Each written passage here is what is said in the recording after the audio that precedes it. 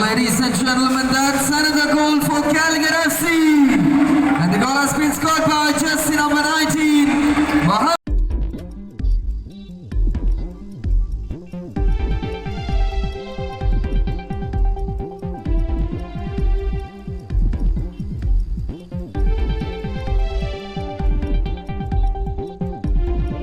നമസ്കാരം. ആസാദി നൈറ്റ് എഡിഷനിലേക്ക് ഏവർക്കും സ്വാഗതം. നോക്കാം ഇന്നത്തെ പ്രധാനപ്പെട്ട വാർത്തകൾ. എഫ്ഐആറിൽ ഞെട്ടിക്കുന്ന വിവരങ്ങൾ ജീവിതം നശിപ്പിക്കുമെന്ന മാങ്കൂട്ടത്തിൽ പെൺകുട്ടി നേരിട്ടത് ക്രൂരപീഡനം. കാലിക്കറ്റിനോട് പരാജയപ്പെട്ട് കണ്ണൂർ വാരിയേഴ്സ്. ജനവിധിക്കായി കുടുംബശ്രീ 16,589 പുഞ്ചിരികൾ. മൂന്നാറിൽ സ്കൈ ഡൈനിങ്ങിൽ കുടുങ്ങിയ സംഭവം കുഞ്ഞുങ്ങൾ ഉൾപ്പെടെ 5 പേരെയും രക്ഷപ്പെടുത്തി. നിലമ്പൂരിൽ കരടിയുടെ ആക്രമണത്തിൽ ഒരാൾക്ക് ഗുരുതര പരിക്ക്. വയോധികയെ കൊലപ്പെടുത്തിയ കടുവയെ പിടികൂടാൻ ശ്രമം. വനം വകുപ്പ് തുടങ്ങി. ഗ്രാമീണർ പുറത്തിറങ്ങരുതെന്ന് നിർദ്ദേശം. ലൈംഗിക പീഡന പരാതി മുൻകൂർ ജാമ്യ ഹർജി നൽകി രാഹുൽ മാങ്കൂട്ടത്തിൽ. അയ്യപ്പന്മാർക്ക് മികച്ച ചികിത്സ നന്ദി അറിയിച്ച് ആന്ധ്ര സർക്കാർ. വിശദമായ വാർത്തകളിലേക്ക് കടക്കാം. കോൺഗ്രസ് നേതാവ് രാഹുൽ മാങ്കൂട്ടത്തിൽ നിന്നും പെൺകുട്ടി നേരിട്ടത് ക്രൂര പീഡനവും മാനസിക സമ്മർദ്ദവുമെന്ന് എഫ്ഐആർ. ഗർഭിണിയായ ശേഷവും മാങ്കൂട്ടത്തിൽ പെൺകുട്ടിയെ ബലാത്സംഗം ചെയ്തെന്നും പുറത്തു പറഞ്ഞാൽ കൊല്ലുമെന്ന് ഭീഷണിപ്പെടുത്തിയെന്നും എഫ്ഐആറിൽ പറയുന്നു.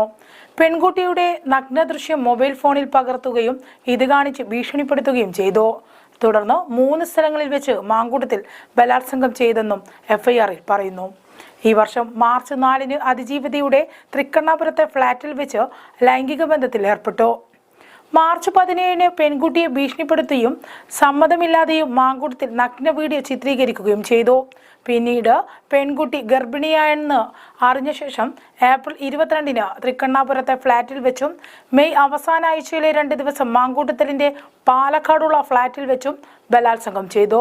മെയ് 30 കൈമനത്ത് വെച്ച് 2ാം പ്രതിയായ യൂത്ത് കോൺഗ്രസ് നേതാവും മാങ്കൂട്ടത്തിലിന്റെ അടുത്ത സുഹൃത്തുമായ ജോബി ജോസഫ് പെൺകുട്ടിയെ ചുവന്ന കാറിൽ കയറ്റിയതിനു ശേഷം ഗർഭചിത്രം നടത്താനുള്ള ഗുളിക നൽകി. ഗർഭചിത്രത്തിന് പെൺകുട്ടി സമ്മതിച്ചിരുന്നില്ല. തുടർന്ന് മാങ്കൂട്ടത്തിൽ നിരന്തരം ഭീഷണിപ്പെടുത്തി. ബന്ധം പുറത്തു പറഞ്ഞാലും ജീവിതം നശിപ്പിക്കുമെന്ന് മാങ്കൂട്ടത്തിൽ ഭീഷണിപ്പെടുത്തി. പ്രണയബന്ധത്തിൽ ഉണ്ടായിരുന്നപ്പോൾ ചിത്രീകരിച്ച ദൃശ്യങ്ങളും ഭീഷണിപ്പെടുത്താൻ മാങ്കൂട്ടത്തിൽ ഉപയോഗിച്ചുവെന്നും എഫ്ഐആറിൽ പറയുന്നു. ലൈംഗികമായി പീഡിപ്പിച്ചെന്ന യുവതിയുടെ പരാതിയിൽ കേസെടുത്തതിനു പിന്നാലെ രാഹുൽ മാങ്കൂട്ടത്തിൽ MLA മുൻകൂർ ജാമ്യ ഹർജി നൽകി. തിരുവനന്തപുരം സെഷൻസ് കോടതിയിലാണ് ജാമ്യ ഹർജി നൽകിയിരിക്കുന്നത്. അഭിഭാഷകനായ ശാസ്തമംഗലം അജിത് കുമാറാണ് രാഹുലിനു വേണ്ടി ഹർജി ഫയൽ ചെയ്തിരിക്കുന്നത്. യുവതി നൽകിയിരിക്കുന്നത് വ്യാജ പരാതിയാണെന്നും കേസിൽ താൻ നിരപരാധിയാണെന്നും ജാമ്യ ഹർജിയിൽ പറയുന്നു. വ്യാഴാഴ്ചയാണ് മുഖ്യമന്ത്രി പിണറായി വിജയന് യുവതി നേരിട്ട് പരാതി നൽകിയത്. ഇടുക്കിയിൽ മൂന്നാറിന് സമീപം സ്കൈ ഡൈനിങ്ങിൽ വിനോദസഞ്ചാരികൾ കുടുങ്ങിയ സംഭവത്തിൽ കുട്ടികൾ ഉൾപ്പെടെയുള്ള 5 പേരെയും താഴെ ഇറക്കി. ഇടുക്കി ആനച്ചാലിലെ സ്വകാര്യ സ്കൈ ഡൈനിങ്ങിലാണ് സംഭവം. 2 മണിക്കൂറോളം വിനോദസഞ്ചാരികളും ജീവനക്കാരും കുടുങ്ങിക്കിടന്നിരുന്നു. അടിമാലിയിൽ നിന്നും മൂന്നാറിൽ നിന്നും ഫയർഫോഴ്സ് സംഘം നടത്തിയ രക്ഷാദൗത്യമാണ് ഫലം കണ്ടത്. ക്രെയിനിന്റെ സാങ്കേതിക തകരാറാണ് കാരണമെന്ന് അധികൃതർ വ്യക്തമാക്കി. ആകാശത്തിരുന്ന് ഭക്ഷണം കഴിക്കുന്നതിനായി അഡ്വഞ്ചർ ടൂറിസത്തിന്റെ ഭാഗമായി അടുത്തിടെ തുടങ്ങിയതാണിത്. ഇടുക്കി ആനച്ചാലിൽ ഈ അടുത്തായി തുടങ്ങിയ പദ്ധതിയാണ്. 120 അടി ഉയരത്തിലാണ് ആകാശത്തിരുന്ന് ഭക്ഷണം കഴിക്കുന്നത്.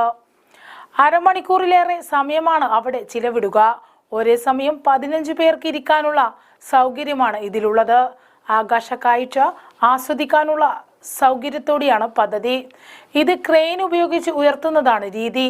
എന്നാൽ ക്രെയിനിന്റെ സാങ്കേതിക തകരാറ് മൂലം ക്രെയിൻ താഴ്ത്താൻ പറ്റിയില്ല.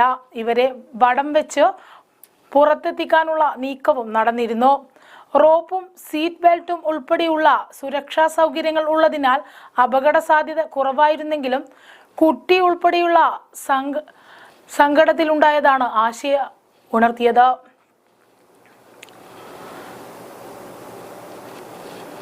കരുളായിയിൽ കരടിയുടെ ആക്രമണത്തിൽ ഒരാൾക്ക് ഗുരുതര പരിക്ക്. ചെറുപുഴ വള്ളിക്കെട്ട് ഉന്നതിയിലെ കീരിയ 50-നെയാണ് കരടി ആക്രമിച്ചത്. കാലിനാണ് കരടിയുടെ കടിയേറ്റത്. ഇയാളെ നിലമ്പൂർ ജില്ലാ ആശുപത്രിയിലേക്ക് മാറ്റി. വിമാനത്താവളങ്ങളിൽ മാങ്കൂട്ടത്തിനായി ലുക്കൌട്ട് നോട്ടീസ്. അതിജീവിതയുടെ പരാതിയെ തുടർന്ന് ഒളിവിൽ പോയ കോൺഗ്രസ് നേതാവ് രാഹുൽ മാങ്കൂട്ടത്തിനായി ലുക്കൌട്ട് നോട്ടീസ് പുറപ്പെടുവിച്ചു. വിദേശത്ത് കടക്കാതിരിക്കാൻ വിമാനത്താവളങ്ങളിലാണ് പോലീസ് ലുക്കൌട്ട് നോട്ടീസ് ഇറക്കിയത്. Thiruvananthapuram city police commissioner bureau emigration കത്ത് നൽകിയിരുന്നു. മാങ്കൂട്ടത്തിനെ ഉടൻ അറസ്റ്റ് ചെയ്യാനാണ് പോലീസ് നീക്കം. പെൺകുട്ടിയുടെ പരാതിയിൽ ഒന്നാം പ്രതിയായ മാങ്കൂട്ടത്തിനെതിരെ ജാമ്യമില്ലാ വകുപ്പ് പ്രകാരമാണ് വലിയമല പോലീസ് കേസെടുത്ത് ജാമ്യം സ്റ്റേഷനിലേക്ക് കൈമാറിയത്. സൂപ്പർ ലീഗ് കേരളയിൽ കണ്ണൂർ വാരിയേഴ്സിന് സ്വന്തം ആരാധകർക്ക് മുന്നിൽ 3ാം തോൽവി. സെമി സാധ്യത നിലനിർത്താൻ വിജയം അനിവാര്യമായിരുന്നു. മത്സരത്തിൽ കാലിക്കറ്റ് എഫ്സിയോട് 1-2 ഗോളുകൾക്ക് പരാജയപ്പെട്ടു. കാലിക്കറ്റിന് വേണ്ടി റിൻഗനും മുഹമ്മദ് ആഷിഖും ഓരോ ഗോൾ വീതം നേടി. കണ്ണൂരിന് വേണ്ടി അഡ്രിയാൻ സർഡിറിഞ്ഞോ പെനാൽറ്റിയിലൂടെ ആശ്വാസ ഗോൾ നേടി. ഇതോടെ 9 മത്സരങ്ങൾ പൂർത്തിയായപ്പോൾ കണ്ണൂർ വാരിയേഴ്സ് FC 2 ജയവും 4 സമനിലയും 3 തോൽവിയുമായി 10 പോയിന്റ് സ്വന്തമാക്കി 5ാം സ്ഥാനത്ത് തുടരുന്നു. അവസാന മത്സരത്തിൽ കണ്ണൂർ വാരിയേഴ്സ് തൃശൂർ മാജിക് FCയെ നേരിടും. ഡിസംബർ 2-ന് തൃശൂർ കോർപ്പറേഷൻ സ്റ്റേഡിയത്തിലാണ് മത്സരം. Malappuram FC Thiruvananthapuram compass FC മത്സരങ്ങളുടെ ഫലത്തെ അടിസ്ഥാനമാക്കിയായിരിക്കും കണ്ണൂർ വാരിയേഴ്സിന്റെ സെമി സാധ്യത. അവസാന മത്സരത്തിൽ ഫോഴ്സ കൊച്ചിയുടെ പരാജയപ്പെട്ട കണ്ണൂർ വാരിയേഴ്സ് FC 3-4-3 എന്ന ഫോർമേഷനിൽ നിന്നും 4-3-3 എന്ന ഫോർമേഷനിലേക്ക് മാറി. ടീമിൽ മാറ്റങ്ങളുമായാണ് ഇറങ്ങിയത്. മധ്യനിര താരങ്ങളായ നവ്സാംബ എംബിൻ ദാസ്, അറ്റാക്കിംഗ് താരം അബ്ദുൾ കരീം, പ്രതിരോധ താരം അശ്വിൻ കുമാർ എന്നിവർക്ക് പകരമായി മധ്യനിരയിൽ സയ്യിദ് മുഹമ്മദ് നിദാൽ അർജുൻ, അസിയർ ഗോമസ്, ആറ്റിങ്ങൽ പുതുതായി ടീമിലെത്തിയ കീൻ ലൂയിസ് എന്നിവരെ ഉൾപ്പെടുത്തിയാണ് ആദ്യ 11 പ്രഖ്യാപിച്ചത്. 71ാം മിനിറ്റിൽ കാലിക്കറ്റ് പ്രതിരോധ താരം സോസ വരുത്തി പിഴവ് സിനാൻ പിടിച്ചെടുത്ത് അഡ്രിയാന് നൽകി. പന്തുമായി മുന്നേറിയ അഡ്രിയാൻ ഗോളാക്കി മാറ്റാൻ ശ്രമിച്ചെങ്കിലും കാലിക്കറ്റ് പ്രതിരോധ താരം സോസയുടെ കൈകളിൽ തട്ടി റഫറി പെനാൽറ്റി വിളിച്ചു. 74ാം മിനിറ്റിൽ അഡ്രിയാൻ സഡ്നെറോയുടെ പെനാൽറ്റിയിലൂടെ കണ്ണൂർ ഒരു ഗോൾ തിരിച്ചടിച്ചു. നവംബർ 29-30 തീയതികളിൽ വില്ലേജ് ഓഫീസുകളിൽ SIR ക്യാമ്പ്. പൊതുജന സൗകര്യാർത്ഥം നവംബർ 29-30 എന്നീ തീയതികളിൽ കണ്ണൂർ ജില്ലയിലെ എല്ലാ വില്ലേജ് ഓഫീസുകളിലും SIR ക്യാമ്പ് പ്രവർത്തനവുമായി ബന്ധപ്പെട്ട് തുറന്നു പ്രവർത്തിക്കുന്നതാണെന്ന് ജില്ലാ കളക്ടർ അറിയിച്ചു. എന്യൂമറേഷൻ ഫോം തിരികെ നൽകുന്നതിനും ഡിജിറ്റലൈസേഷൻ പ്രവർത്തനങ്ങൾ പൂർത്തീകരിക്കുന്നതിനും പൊതുജനങ്ങൾ ഈ സൗകര്യം പരമാവധി പ്രയോജനപ്പെടുത്തണമെന്ന് അഭ്യർത്ഥിച്ചു. തദ്ദേശ തെരഞ്ഞെടുപ്പിൽ ജനവിധി തേടി 16,589 കുടുംബശ്രീ അംഗങ്ങൾ.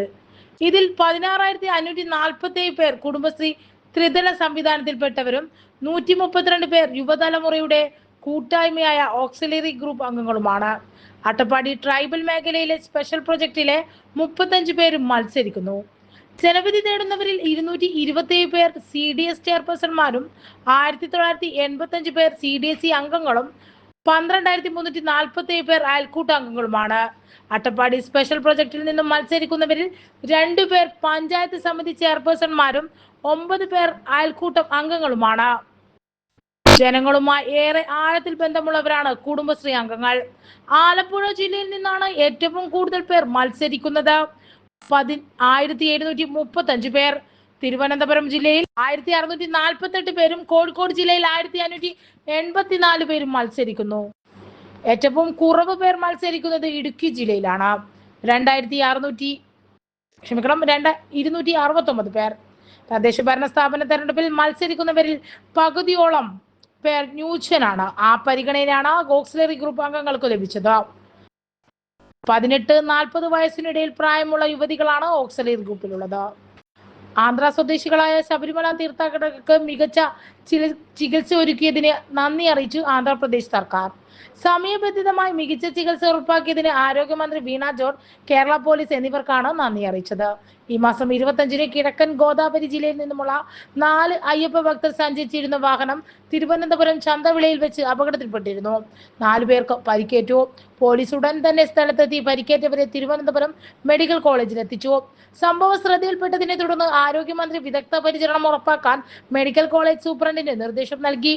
തലയ്ക്ക് ഗുരുതരമായി പരിക്കേറ്റ ശ്രീനിവാസ് എന്നയാൾ അടിയന്തര ന്യൂറോ സർജറി നടത്തി തീവ്ര പരിചരണം ഉറപ്പാക്കി. തുടയിലിന് പൊട്ടലുള്ളയാൾ ഓർത്തോ ICUവിൽ വിദഗ്ധ ചികിത്സയിലാണ്. എല്ലാവർക്കും വിദഗ്ധ ചികിത്സ ലഭ്യമാക്കുകയും ജീവൻ അപകടപ്പെടുത്തുന്ന സങ്കീർത്തനങ്ങളിൽ നിന്നും അവരെ രക്ഷിക്കുകയും ചെയ്തു. മണ്ഡല മകരവിളക്ക് സീസണിലെ സർക്കാരിന്റെ നിരീക്ഷണവും ഊർജിത രക്ഷാപ്രവർത്തനം, വിദഗ്ധ മെഡിക്കൽ സംവിധാനങ്ങൾ, മറ്റ് സംസ്ഥാനങ്ങളുമായുള്ള ഏകോപനം എന്നിവയെ ആന്ധ്ര സർക്കാർ പ്രത്യേകം അഭിനന്ദിച്ചു. മുതുമല ടൈഗർ റിസർവ് ബഫർ സോണിൽ ആദിവാസി സ്ത്രീയെ കൊലപ്പെടുത്തിയെന്ന് സംശയിക്കുന്ന കടുവയെ പിടികൂടാനുള്ള ശ്രമം ആരംഭിച്ച് തമിഴ്നാട് വനം വകുപ്പ് ഉദ്യോഗസ്ഥർ. MTRT 37 എന്ന ആൺകടുവയെ പിടികൂടാനാണ് ശ്രമം. മസിനഗുഡിക്കടുത്തുള്ള മാവനളയിൽ വെച്ച് കഴിഞ്ഞ 24-ാം തീയതി നദിക്ക് സമീപം ആടുകളെ മേയ്ക്കുന്നതിനിടെയാണ് ബി നഗിയാൻമാൾ 60 എന്ന സ്ത്രീ കടുവയുടെ ആക്രമണത്തിൽ കൊല്ലപ്പെട്ടത്. മൃതദേഹത്തിന്റെ തല ഒരു സ്ഥലത്തും ശരീരം മറ്റൊരു സ്ഥലത്തുമായാണ് കാണപ്പെട്ടിരുന്നത്. ആക്രമിച്ച കടുവയ്ക്ക് ഏകദേശം 12 വയസ്സ് പ്രായമുണ്ടെന്നാണ് വനം വകുപ്പ് ഉദ്യോഗസ്ഥരുടെ നിഗമനം. കടുവയെ പിടികൂടുന്നതിനായി വനം വകുപ്പ് സമഗ്രമായ പദ്ധതിയാണ് നടപ്പാക്കുന്നത്. 25 സ്റ്റാഫ് അംഗങ്ങൾ അടങ്ങുന്ന ഒന്നിലധികം ഫീൽഡ് ടീമുകൾ പ്രദേശത്ത് പെട്രോളിംഗ് നടത്തുന്നുണ്ട്. മൃഗത്തിന്റെ ചലനം കൃത്യമായി ട്രാക്ക് ചെയ്യുന്നതിനായി തെർമൽ ഡ്രോണുകൾ ഉപയോഗിക്കുന്നതിന് പുറമെ അതിന്റെ ഐഡന്റിറ്റിയും സ്ഥാനവും സ്ഥിരീകരിക്കുന്നതിനായി 34 ക്യാമറ ട്രാപ്പുകളും സ്ഥാപിച്ചിട്ടുണ്ട്. ആക്രമണ സ്ഥലത്തിനും കടുവ പതിവായി എത്തുന്ന സ്ഥലങ്ങൾക്കും സമീപം 2-3 കെണിക്കൂടുകൾ സ്ഥാപിക്കാനും ഉദ്യോഗസ്ഥർ പദ്ധതിയിടുന്നുണ്ട്. കടുവയെ പിടികൂടി രക്ഷാകേന്ദ്രത്തിലേക്ക് മാറ്റുക എന്നതാണ് പ്രാഥമിക ഉദ്ദേശം.